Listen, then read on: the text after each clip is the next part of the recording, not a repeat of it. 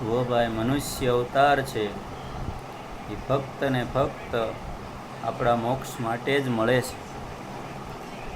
ને જો મનુષ્ય અવતારની અંદર આપણે આપણા મોક્ષનું ન વિચાર્યું તો પાછળ 84 લાખ અવતારની અંદર આપણે ઢહડા પાછમ માથે રહેવાની જ છે.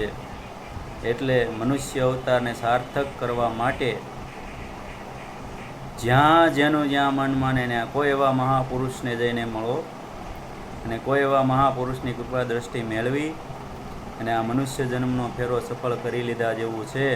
નહીંતર 84માં તો ભાઈ બહુ જ દુઃખ છે, બહુ જ દુઃખ છે. કારણ કે આવ્યો પણ તે જાણ્યો નહીં મનુષ્ય દેહનો મર્મ, એક શેર લોટને કારણે તે કોટી બાંધ્યા કર્મ. બસ એક શેર લોટ ખાવાની આપણે જરૂર છે, એની હાટું કેટલા અસંખ્ય કર્મ બાંધી દીધા છે. આ કર્મમાંથી છૂટવા માટે અને આ કર્મને છોડાવવા માટે સદગુરુની જરૂર છે.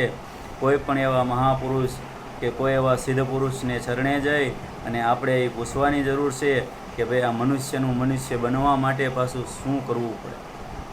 તો સંતો મહાપુરુષો જે જાગી ગયેલા છે એ આપણને એવો રસ્તો બતાવે છે કે જે પોતે જે રસ્તે હાલ્યા છે એ રસ્તો આપણને બતાવે છે અને એ જ રસ્તે આપણી સિદ્ધગતિ થાય છે અને મુક્તિ જીવતા જ મળે છે. મર્યા પછી કાંઈ નથી. મર્યા પછી તમને સ્વર્ગ મળશે, મર્યા પછી તમને અક્ષરધામ મળશે, બધી વાતો છે. મુક્તિ અને મોક્ષ સદગુરુ મળે એટલે જીવતા જ મળે છે અને જીવતા જ આ બધું થાય છે. અને એનો અનુભવ સદગુરુ સંત મળ્યા એ સંતને જેને મળ્યા એ સાધકોને થયેલો છે. કોઈને જઈને પૂછો તો ખબર પડે કે ભાઈ સદગુરુ મળે તો શું થાય અને સદગુરુ શું કામ કરવા પડે.